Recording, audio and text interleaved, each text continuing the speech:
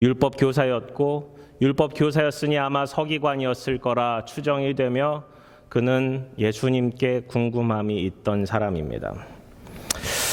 여기서 지도자, 1절에 유대인의 지도자, A ruler of the Jews라고 해석이 되어지는 이 지도자라는 단어가 아르콘이라는 단어입니다. 아르콘. 좀 익숙하지 않으세요? 요한복음의 시작은 아르케로 시작이 된다라고 말씀드렸습니다. Basic element, 가장 최소의 단위 혹은 시작점이라고 시작이 해석되어지는 그 in the beginning이라고 읽혀지는 그 아르케라는 단어가 여긴 좀 바뀌어서 아르콘, 리더, 가장 처음에 있는 자, 가장 우두머리라는 뜻입니다. 그러니까 예수님, 아르케, 비기닝, 그 태초부터 계셨던 예수님과 아르콘, 그 지도자와의 만남을 오늘 본문은 그려주고 있어요. 그래서 그 두 개가 차원이 다르다. 유대인 중에 유대인이요, 구약을 잘 알고 있었던 이 사람이 예수님을 찾아옵니다. 그때가 밤이었다 그래요. 밤에 이 사람은 왜 찾아왔을까? 그리고 왜 예수님께 물어보고 있을까? 그리고 예수님은 왜 전혀 물어본 것에 대해서는 대답해 주지 않고 뜬금없이 거듭남에 대해서 설명해 주고 있을까? 우리는 그 이야기를 다 알 수 없지만 이 글을 쓰고 있는 사도 요한이 우리에게 전달하고 싶어 하는 그 의미를 잘 찾아갔으면 좋겠습니다. 니고데모는 엄친아였어요. 소위 말하는 엄마 친구 아들, 그죠? 퍼펙트인 사람. 아마 공부도 잘했을 것이고 집안도 좋았을 것이고 산헤드린 공회에는 약 70명에서 72명 정도 구성이 되는 그 당시의 유대인들 중에 최고 의결 기관입니다. 그들이 종교적인 내용뿐만 아니라 그들 사이에서 유대인의 자치기구로서 많은 문제들을, 많은 현안들을 스스로 해결했던 기구 중에 하나가 이 바로 산헤드린 공의회입니다. 여기에 일원이라는 것은 엄청난 명예를 가진 사람이에요. 엄청나게 똑똑한 사람이에요. 그는 요한복음 자체에서 3번 소개를 해주고 있습니다. 3장에서 7장에서 19장에서 소개를 해줘요. 그의 모습이 예수님을 향한 궁금함과 예수님을 보호하고자 하는 마음과 예수님의 장례 때 엄청난 양의 향유를 가지고 와서 예수님의 장례를 준비하는 모습을 바라봤을 때 그의 믿음은 예수님이 설명한 그대로 거듭난 자로서의 삶을 향해 나아가고 있던 사람입니다. 그 다음 이후는 알 길이 없어요. 니고데모의 복음이라는 책도 있고요. 아마도 니고데모는 예수님의 제자로서의 삶을 마치지 않았을까 우리는 생각해 볼 수 있습니다. 아마도 이 글이 쓰여지던 그 당시에는 니고데모는 죽은 후였을 것입니다. 아리마대 사람 요셉, 가말리엘 등이 산헤드린 공의회 소속이었고 예수님은 그러한 산헤드린 공의회 안에 있던 사람들에 의해서도 핍박과 재판을 받으시지만 보호와 알게 모르게 예수님을 비호하고자 하는 사람들도 있었다라는 사실 또한 우리는 알아갈 수 있습니다. 니고데모는 예수님께 나와 예수님께 질문을 던지지만 이 대화를 실제적으로 이끌어가는 건 예수님임을 볼 수 있습니다. 니고데모는 이렇게 질문해요. 표적에 대한 질문입니다. 예수님은 사람이 거듭나지 아니하면 하나님 나라를 볼 수 없다라는 얘기를 하시고 니고데모는 그 얘기를 듣고 사람이 어떻게 2번 날 수 있습니까? 늙으면 사람의 어머니로 어떻게 다시 들어가서 태어날 수 있습니까? 라는 인간의 한계를 그대로 드러내줍니다. 그 거듭남에 대해서 다시 설명을 해주시며 성령과 물로 다시 거듭나야 한다라는 설명을 해주실 때 니고데모는 다시 질문합니다. 어떻게 그러한 일이 있을 수 있습니까? 오늘 본문은 니고데모의 3번의 질문, 3번의 퀘스천 가운데 예수님은 일관되게 거듭남에 대해서 대답해주고 계심을 볼 수 있습니다. 우리 잘 아는 말씀, 요한복음 3장 16절의 말씀에 배경이 되는 이 말씀으로 우리 함께 들어가서 이 말씀은 도대체 우리에게 뭘 얘기해 주고 있는지, 거듭남이란 무엇인지, 물과 성령으로 거듭나는 게 무엇인지 같이 돌아봤으면 좋겠습니다. 첫 번째, 1절부터 3절까지 보시면 위로부터 거듭나야만 보이는 하나님 나라가 보이십니까? 라는 저도 질문을 드리고 싶습니다. 위로부터 거듭나야만 보이는 하나님 나라가 보이십니까? 하나님 나라가 보이십니까? 하나님 나라를 보고 계십니까? 우리가 가야 할 그 하나님 나라, 우리가 지금 이 땅에서 이루고 있는 그 하나님 나라가 여러분은 보이십니까? 그런데 바리새인 중에 니고데모라 하는 사람이 있으니 유대인의 지도자라 말씀드렸어요. 그죠? 아르콘이라는 단어를 통해서 이 사람이 유대인 중에 가장 우두머리 중에 한 사람이라는 것을 설명해 주고 있는 거예요. 그가 밤에 예수님께 와서 이릅니다. 왜 밤에 왔다고 굳이 설명하고 있을까요? 어둠 가운데 빛이 비추었는데 빛이 어둠 가운데 비친 것을 어둠은 깨닫지 못했다라고 요한복음 1장은 써주고 있습니다. 그러니까 밤에 왔다는 것은 영적인 의미를 담고 있다라고 설명할 수 있어요. 많은 학자들은 이야기합니다. 왜 굳이 밤에 왔을까? 왜 굳이 밤에 왔을까? 밤이란 독특한 세팅이 무슨 의미가 있을까? 어떤 사람은 그 니고데모가 영적인 밤에 있는 사람이다. 어둠 가운데 있던 사람이다라고 설명을 합니다. 어떤 사람은 밤에 온 것은 예수님께서 낮에 너무 바쁘셨기 때문에 너무 많은 사람들이 있었기 때문에 한가할 때를 찾아서 예수님께 나왔다라고 얘기합니다. 그리고 가장 유력한 내용은 이 사람은 유대인의 지도자였기 때문에 낮에 사람들이 잘 보이는 세팅 가운데 예수님을 향해 나오기 두려웠다라는 것이 가장 유력합니다. 그럴 수 있죠. 산헤드린 공의회 이 사람이 예수님 성전 청결 사건 이후에 수많은 표적을 보여주신 이 이다나와 같은 예수님을 향해 찾아와서 예수님과 대화를 나눈다는 것 자체가 사람들이 바라봤을 때 퀘스천을 많이 들릴 수 있는 그러한 행동이었겠죠. 근데 이 니고데모는 너무너무 궁금했어요. 이 예수라는 사람 도대체 누구인가? 그래서 와서 밤에 예수님께 나옵니다. 제자들도 있었겠죠. 밤에는 예수님 머무는 곳이 있었기 때문에 어떤 집으로 들어왔겠죠. 그들이 만나서 대화를 나누기 시작합니다. 라비여, 우리가 당신은 하나님께로부터 오신 선생인 줄 아나이다. 하나님이 함께 하시지 아니하시면 당신이 행하시는 이 표적을 아무도 할 수 없음이니이다. 2장 마지막에 보시면 예수님께서 예루살렘에서 표적을 행하셨다라는 얘기를 쓰고 있어요. 어떤 표적이었는지는 성경은 이야기해 주지 않아요.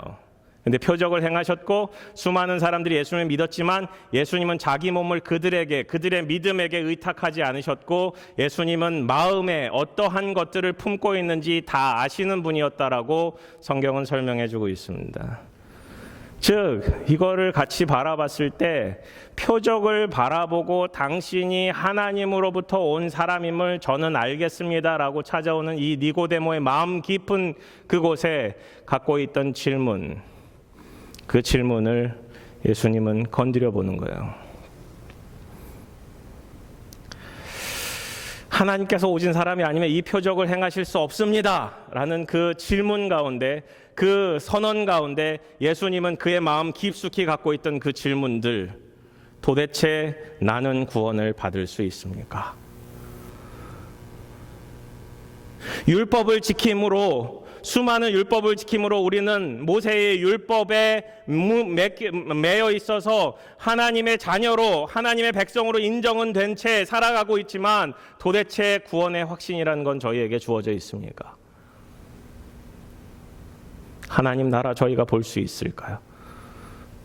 도대체 하나님께서 약속하신 그 메시아는 언제 오고 그 메시아가 이룰 그 하나님 나라는 도대체 언제 일어날 것입니까?에 대한 여전히 그 마음속에 궁금함과 공허함이 있었던 거예요. 거기에 예수님은 다시 대답을 이렇게 해줍니다. 예수님께서 대답하여 이르시되 진실로 진실로 내게 이르노니 사람이 거듭나지 아니하면 하나님의 나라를 볼 수 없느니라. 예수님 물을 포도주를 만드시고 성전을 청결하시고 난 뒤에 여러 유대인들과 대화 가운데 너희가 성전을 헐라 내가 사흘 만에 성전을 세우리라 라고 말씀하셨어요. 2장, 3장, 4장은 예수님께서 말씀하시는 변화에 대한 촉구, 변화가 무엇인가에 대해서 설명하고 있다라고 말씀드렸어요. 3장은 이 변화에서 물이 포도주로 변한 사건, 성전을 깨끗하게 한 사건, 너희가 성전을 헐라 내가 다시 세우리라 라는 그 선언 가운데 예수님께서 우리에게 요청하는 바는 그 변화는 무엇인가? 완전히 너희들은 거듭나야 한다라는 거예요. 다시 태어나야 한다는 거예요.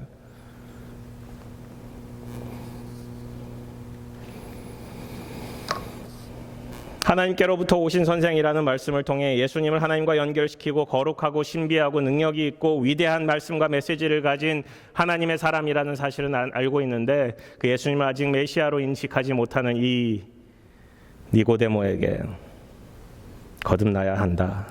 그래야만 하나님 나라를 볼 수 있다. 이 말인즉슨 당신들은 지금 하나님 나라를 보지 못하고 있다라는 거예요.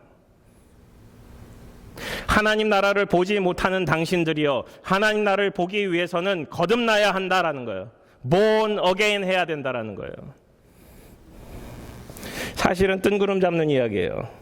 니고데모는 도대체 예수님께서 내가 질문한 표적에 대한 것들, 하나님으로부터 온 사람이라는 퀘스천들을 아무런 앤서를 하지 않으신 채 내가 진실로 진실로 너희에게 이르노니 사람이 거듭나지 않으면 하나님 나라를 볼 수가 없다. 제가 하나님 나라에 대해서 물어봤습니까? 하나님 나라를 보고 싶다라고 했습니까? 근데 예수님은 거듭나야 한다라는 얘기를 하고 계세요. 근데 여기서 중요한 단어가 하나 있어요. 거듭이라는 단어가 아노덴이라는 단어인데요. 이 아노덴이라는 단어는 세 가지 뜻이 있어요. 위로부터, from above, 혹은 from heaven이라는 뜻이 있고요. 하늘로부터. 두 번째는 다시, again이라는 뜻이 있고요. 세 번째는 from the beginning이라는 뜻이 있어요. 아마도 from above와 다시 again이라는 단어가 여기서 플레이 되는 것을 볼 수 있습니다.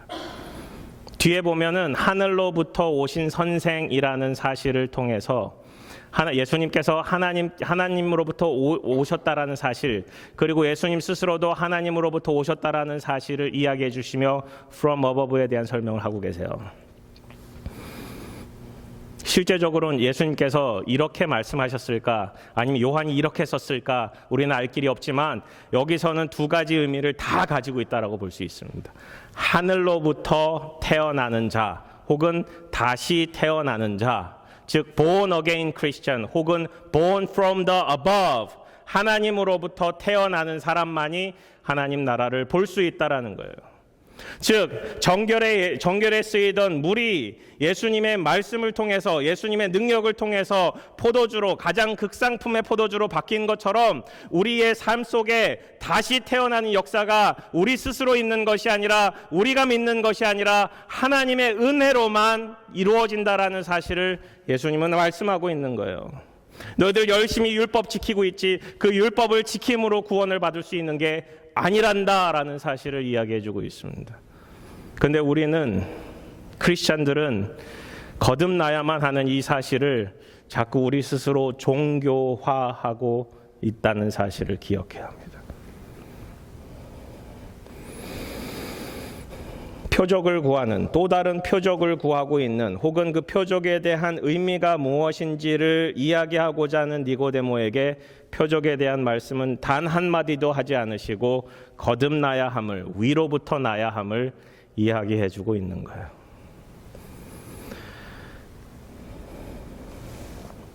여러분은 born again Christian이십니까? Are you born again Christian?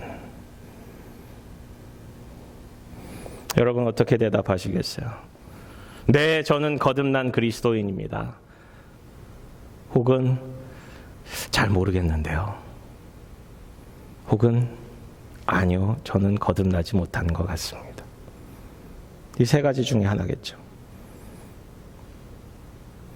하나 알 수 있는 확인할 수 있는 것은 거듭난 그리스도인이라면 하나님 나라를 보셔야 됩니다. 여러분이 거듭난 그리스도인이라고 생각이 되신다면 하나님 나라를 보셔야 됩니다.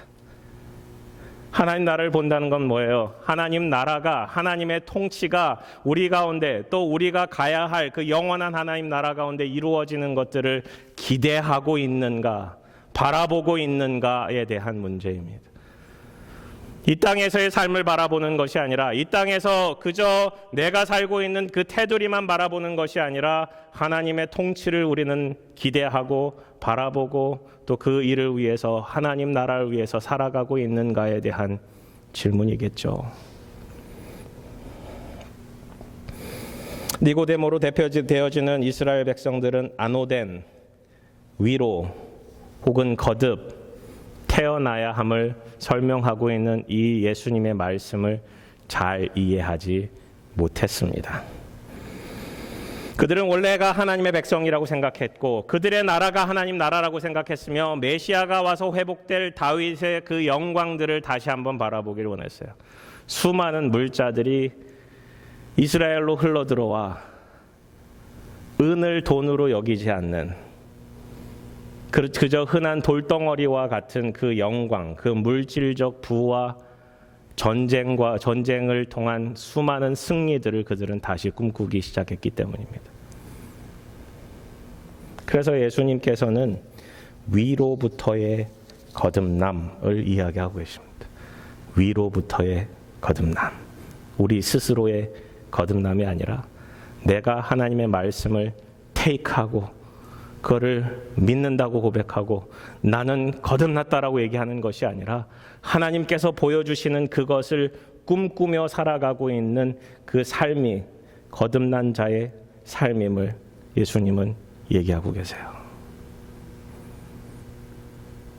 Are you born again Christian? 거기에는 Are you born again from the above? Are you born again from God? 이 말씀이 숨겨져 있음을 기억해야 합니다. 두 번째, 물과 성령으로 거듭나야만 하나님 나라에 들어갈 수 있습니다. 물과 성령으로 거듭나야만 하나님 나라에 들어갈 수 있습니다. 니고데모가 이 얘기를 듣자마자 한참 생각했을 것 같아요. 아니, 예수님께서 뭔 얘기를 하실까? 왜 거듭나야 한다라는 얘기를 하셨을까? 예수님께서는 아마 두 가지 의미를 다 얘기하셨을 수도 있는데 이 사람은 한 가지만 생각해요. 그리고 이것을 어떻게 이루어갈 수 있을까에 대한 생각을 하다가 자기 스스로에 적용을 했겠죠. 그래서 사람이 늙으면 어떻게 날 수 있사옵나이까? 두 번째 모태에 들어갔다가 날 수 있사옵나이까? 우리가 아무리 봐도 니고데모가 아무리 공부를 많이 하고 수많은 사람들의 존경을 받는 리더라 하더라도 이 질문은 정말 말이 되지 않잖아요. born again에 대한 얘기를 하다가 어떤 사람이 그 어느 누구가 엄마의 뱃속에서 다시 들어가 태어나는 사람이 어디 있어요? 근데 이런 질문을 하고 있어요. 사람이 늙으면 그 사람이 자기가 늙었다라는 얘기를 하고 있는 거예요. 나이가 들으면 어떻게 모태에 들어가서 두 번째 날 수 있겠습니까? 예수님의 말씀이 너무 헷갈리는 거예요. 이 세상의 과학적인 생각 혹은 어떤 자신의 상식으로도 해결되지 않는 그 예수님의 선언에 대해서 생각하다가 예수님, 전 도대체 이해하지 못하겠습니다. 혹은 저는 거듭나고 싶습니다라는 그 간절함의 표현을 이렇게 드러내주고 있어요.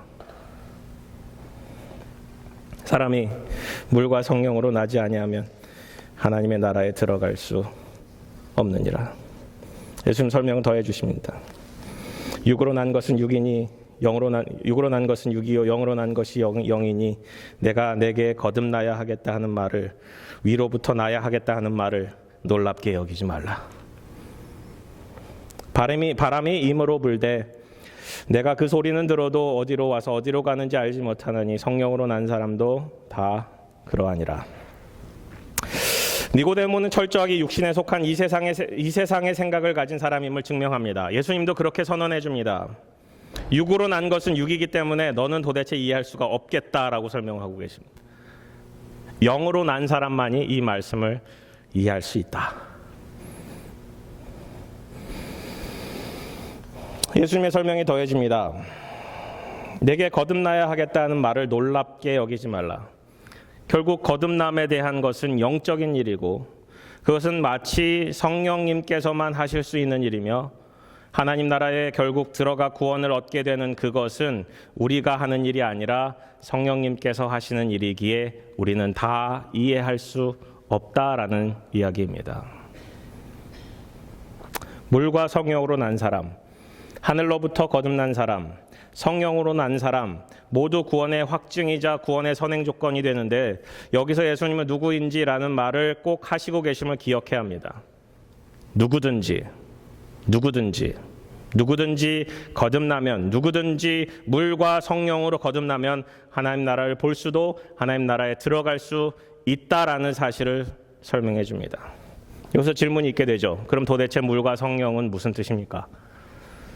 거듭나야 하겠다. 결국 우리가 다시 태어나야 함을 이야기하는데 그것은 위로부터 다시 태어난다라는 이야기를 말씀을 드렸어요. 그럼 위로부터 다시 태어난다는 것을 예수님께서 한 발짝 더 나아가셔 설명하시며 물과 성령으로 거듭나야 한다라는 사실을 이야기해 주고 계십니다. 그럼 도대체 물과 성령은 무슨 뜻일까요?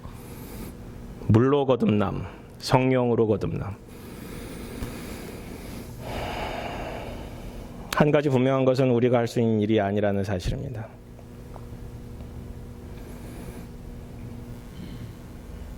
결국 하나님께서 하고 계시다는 일이에요. 물에 대한 의미는 영적인 의미는 수없이 많아요.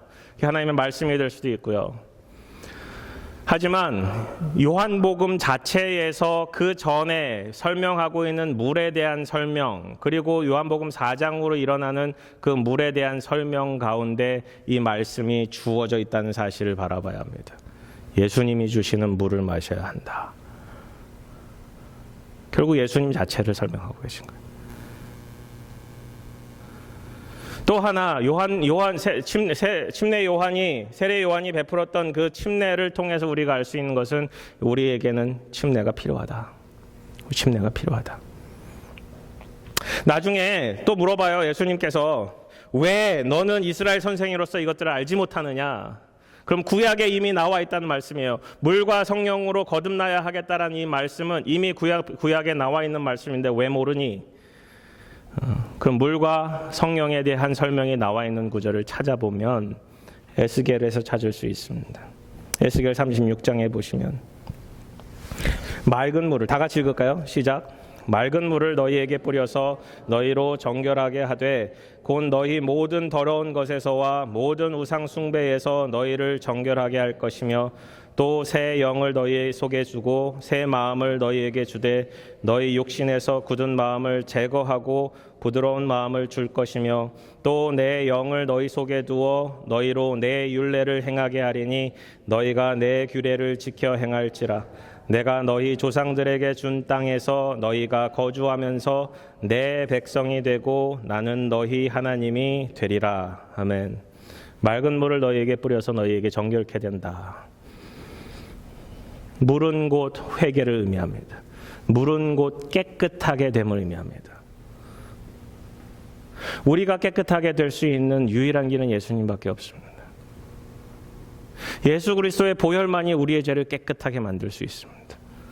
물로 거듭나야 하겠다라는 말씀은 결국 우리에게 허락된 깨끗하여지는 그 침례의 그 의미를 담고 있다는 사실입니다.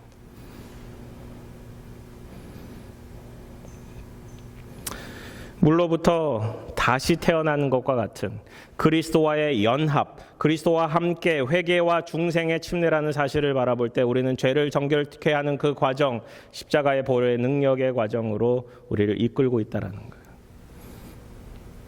성령으로 거듭난다는 것은 더 이해하기 어렵습니다. 도대체 성령으로 다시 태어난다는 것이 뭘까? 성령을 에스겔 36장의 말씀을 통해서 우리에게 부어주신다라고 했는데 새 영을 부어주리니 너희 마음의 굳은 마음을 제거하고 새 마음을 너희에게 줄 것이다라는 거예요.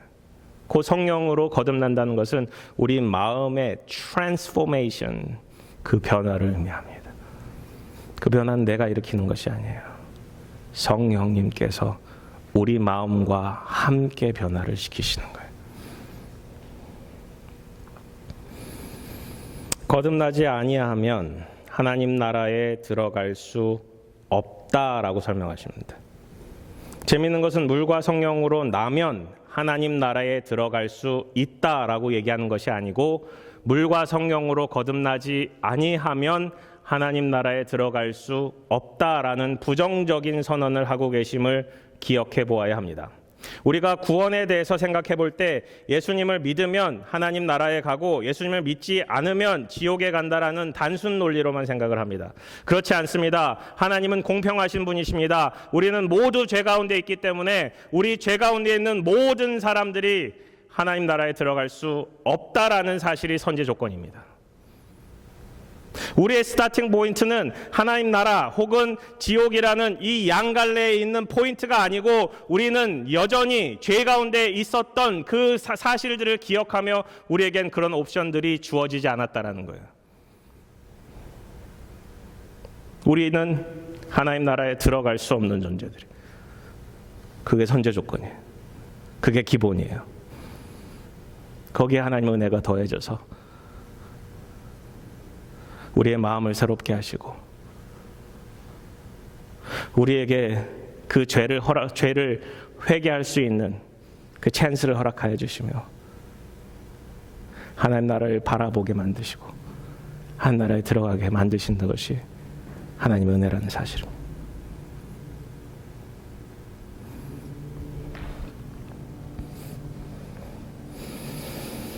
에스겔 18장에 이런 말씀이 있어요. 31절에 너희는 범한 모든 죄악을 버리고 마음과 영을 새롭게 할지어다. 이스라엘 족속아 너희가 어찌하여 죽고자 하느냐. 이 말씀은 마음과 영을 새롭게 하지 않으면 죽을 수밖에 없다라는 사실을 선언해 주고 있습니다. 결국 예수 그리스도의 은혜의 사건으로 넘어가야 하는데 예수 그리스도의 십자가의 사건으로 넘어가야 하는데 그 사건이 핵심인데 우리가 어떤 상태에 있는지 예수님은 니고데모와의 대화를 통해서 알려주시는 거예요. 내가 거듭나야 하겠다 하는 말을 놀랍게 여기지 말라. 놀랍게 여기지 말라. 이것은 이미 구약 백성들에게 주어진 말씀 가운데 있던 이사야의 말씀, 에스겔의 말씀, 요엘의 말씀을 통해서 하나님의 성령을 부어주실 것이라는 약속을 이미 주셨는데 왜 영으로 다시 태어나야 한다라는 이 말씀을 이해하지 못하느냐.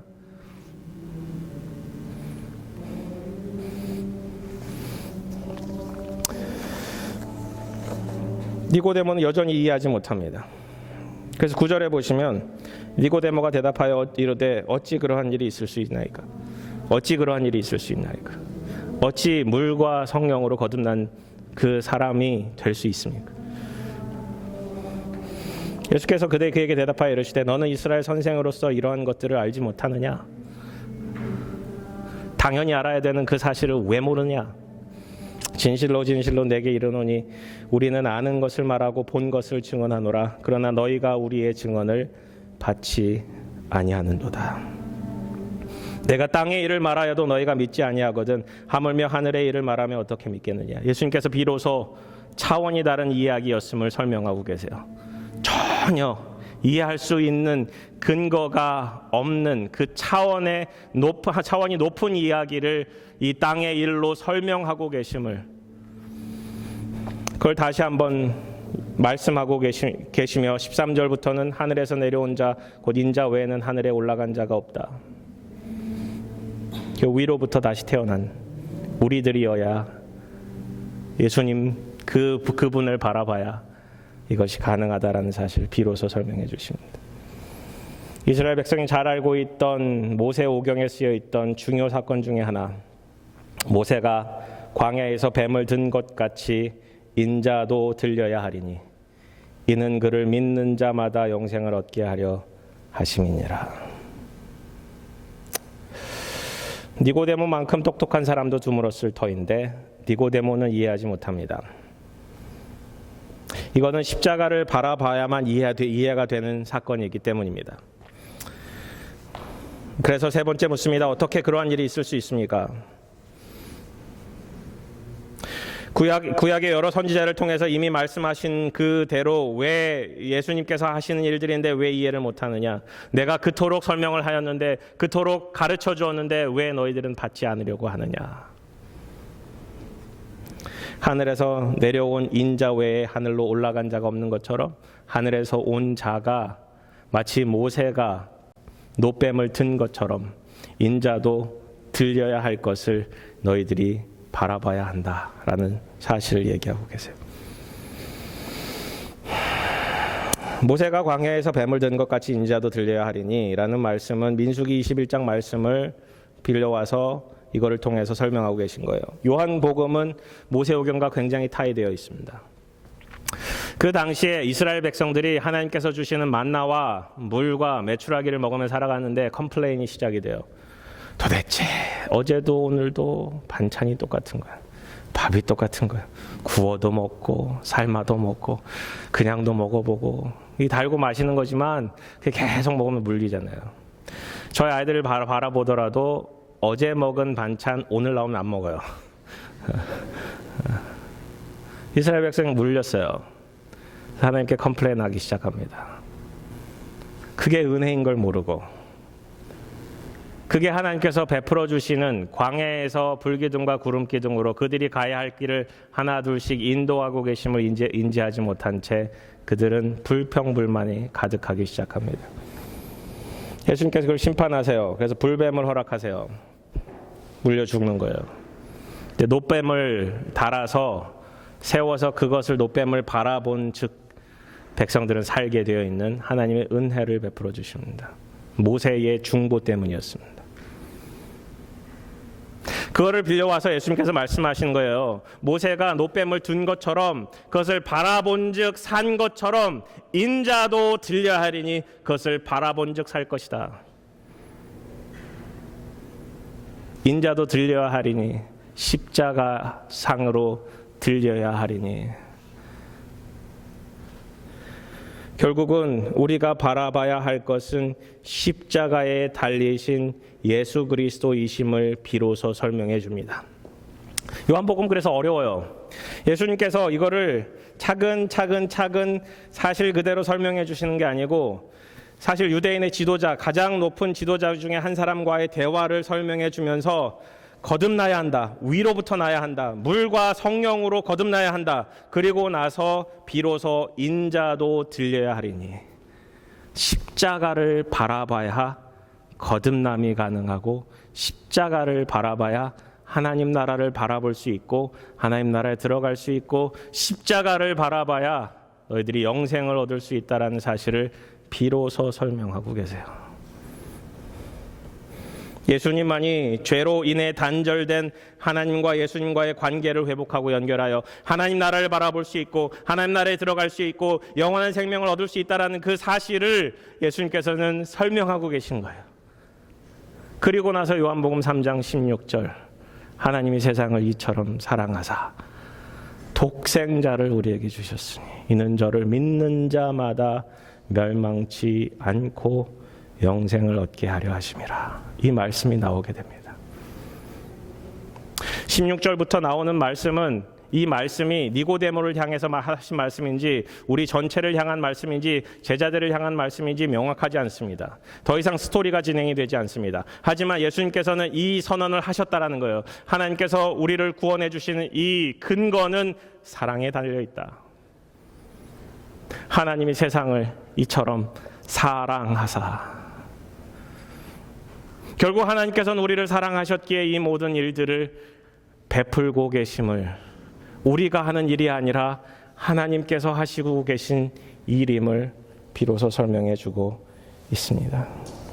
니고데모와의 대화는 예수님께서 유대교 제도들의 탁월성을 계속해서 뒤집는 이야기 중에 하나입니다. 유대교 지도자 중에 지도자인 니고데모와의 대화를 통해서 니고데모의 수준이 얼마나 세상 가운데 있는지 얼마나 하나님 나라와 관계가 없는 생각을 갖고 있는지 드러내 주시며 우리는 다시 태어나야 함을 완전히 우리의 것들을 뒤집고 다시 태어나야 하는 사람들임을 우리에게 알려주고 계신 거예요. 우리는 우리의 죄를 스스로 해결할 수 없습니다. 거듭나야만 다시 태어나야만 해결이 가능한 그럴 정도의 악한 그 죄인이었다는 사실을 우리는 인정해야 돼요. 정결에 쓰이는 통에 담긴 물, 장사치들이 가득한 성전과 함께 이 니고데모는 인간의 불완전함, 인간 지식의 미약함, 인간의 수준과 그 차원이 하나님 나라의 것과는 비교될 수 없음을 설명하고 계시며 그것이 우리들임을 성경은 이야기해 줍니다. 우리는 구원받은 백성으로 성경을 읽어서는 안 되고 구원받지 못한 백성에서 성경을 읽어가야만 하나님의 은혜가 보이기 시작합니다. 이걸 당연하게 여기지 마세요. 나는 거듭났다, 이 말씀은 필요하지 않다라고 생각하지 마시고 우리는 날마다 하나님의 은혜 없이는 살아갈 수 없음을 고백해야 한다는 사실입니다. 아침마다 눈을 뜨면서 그런 생각을 해요. 하나님 오늘 하루 주셔서 감사합니다. 또 하루 주셔서 감사합니다. 새 생명 주셔서 감사합니다. 하나님께서는 매일매일 우리는 다시 태어나는 삶을 살도록 디자인해 두셨어요. 잠이라는 그 죽음과 비견되는 우리 스스로 컨트롤할 수 없이 당연히 자야만 하는 그 상황 가운데 깨어나는 것이 얼마나 귀한 은혜인지 우리는 생각해 보아야 합니다. 그 사도 바울은 이렇게 고백해요. 나는 날마다 죽노라. 매일매일 주시는 그 하나님의 은혜가 있기에, 매일매일 허락하신 그 은혜가 있기에 오늘 하루 새롭게 시작하는 그 은혜를 가지고 붙들고 나는 거듭난 자로서 다시 한번 삶을 살아간다라는 그 고백이 우리의 삶 가운데 매일매일 있기를 주님의 이름으로 축원합니다.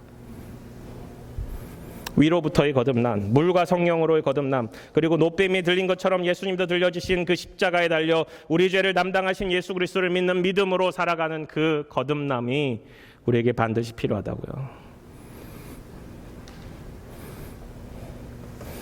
니고데모가 두 번 더 등장한다라고 말씀드렸습니다. 7장의 초막절에서 그 산헤드린 공의회가 열려서 예수님을 만나게 돼요. 그의 율법을 지키는 바리새인적 지위, 예수님을 심판하게 되는 산헤드린 공회원이라는 사실과 율법 교사로서의 그 지위를 뛰어넘는 예수님을 믿는 그 자리로 나아가는 과정이 이렇습니다.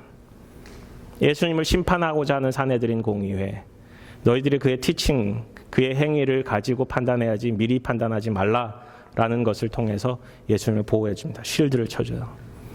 19장에 예수님께서 십자가에 달려 돌아가세요. 아마 산헤드린 공회에서 예수님을 재판하기 시작했을 때 그는 말을 했을 거예요. 그는 뭐라고 얘기했지만 1대 72라는 그 수많은 사람들과의 만남 가운데 그의 말씀은, 그의 선언은 소수 의견에 불과했을 거예요. 무시되었을 거예요. 그는 그 아픈 마음을 가지고 예수님께 그 향유를 가지고 예수님께 나아가서 예수님의 장례를 준비했을 거예요. 요한복음은 니고데모의 삶의 변화, 예수님을 향한 태도의 변화를 선언해 줍니다. 여러분은 거듭나셨습니까? 거듭나신 그 변화의 흔적이 있으십니까? 나만 장군은 문둥병 환자였어요. 아람 나라의 군대 장관이었어요. 하나님의 은혜를 주셨지만 그에게는 문제가 있었어요. 몸이 썩어져가는 문둥병이었어요. 이스라엘에서 온 어린 여자 하인이 얘기하는 거예요. 우리나라에 있는 그 엘리사를 만나면 나을 텐데. 그걸 귀담아 들었어요. 왕에게 갔어요. 추천서를 받아요. 이 이스라엘 왕으로 넘어갔어요. 이스라엘 왕이 큰 나라였던 아람 나라의 군대 장관이 오니까 벌벌 떠는 거예요. 이거 어떻게 해야 되냐, 어떻게 해야 되냐. 그래서 엘리사에게 보내는 것이 좋겠다. 그래서 엘리사에게 보냅니다. 엘리사는 그를 만나주지도 않아요. 강에 가서 7번 몸을 담그시오. 그 먼 길을 왔는데 강에 가서 7번 목욕하라니. 우리 동네에 더 좋은 강이 있는데, 더 좋은 물이 있는데. 근데 이 여종이 한번 해보시죠. 그래서 가서 몸을 담그니 어떻게 됐어요? 어린아이와 같은 3살이 되는 거예요. 그 몸의 변화가 뿐만 아니라 그는 어떤 선언을 하는지 아세요? 그의 선언은 이렇습니다. 다른 신에게 번제든 제사든 드리지 않고 오로지 여호와께 드리겠습니다. 자기 나라가 섬기는 그 신이 있지만 어쩔 수 없이 그 신에게 절을 해야 되겠지만 신하로서 왕이 하는 그 일을 막을 수 없지만 주님, 제 마음은 오로지 하나님만 섬기겠습니다라는 그 결단이 이루어집니다. 그게 나아만의 결단이에요. 그의 삶의 변화는 마치 거듭난 사람처럼 새 삶을 얻는 것처럼 완전한 마음의 변화였어요. 거듭난 사람은 마음의 변화가 반드시 있어야 합니다. 우리가 간증문을 쓸 때 예수님 믿기 전의 삶, 예수님 믿을 때, 예수님 믿기 후의 삶에 대해서 써내려가는데 어떤 분들은 굉장히 힘들어할 때가 있어요. 왜 힘드십니까? 변화가 없기 때문에. 삶의 변화가 없기 때문에. 거듭나지 못했기 때문에. 매주 모여서 예배드리는 이것이 우리를 거듭나게 만들 수 없다는 사실은 우리가 주지해 보아야 합니다. 어떤 변화가 필요합니까? 마음의 변화가 필요합니다. 굳은 마음을 제거해 주시는 성령의 역사가 우리를 새 마음으로 위로부터의 거듭남, 물과 성령으로의 거듭남, 그리고 예수 그리스도의 십자가의 보혈로 그 거듭남을 통해서 우리 삶의 변화가 일어날 것입니다. 저와 여러분의 삶에 주님이 이끄시는 그런 변화가 있기를 주님의 이름으로 축원합니다. 같이 기도하시겠습니다. 예수님은 말씀하십니다. 거듭나야만 한다. 다시 태어나야만 한다. 위로부터 태어나야만 한다. 하나님, 저희들 그 말씀을 온전히 붙들고 살아갈 수 있도록 인도하여 주시옵소서.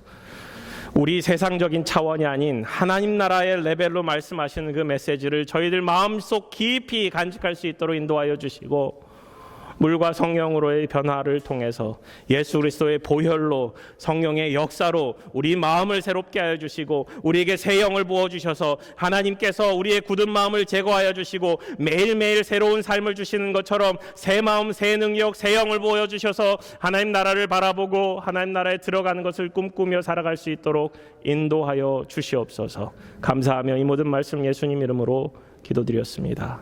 아멘. 우리 다 같이 일어나셔서 마지막 찬양 드리시겠습니다.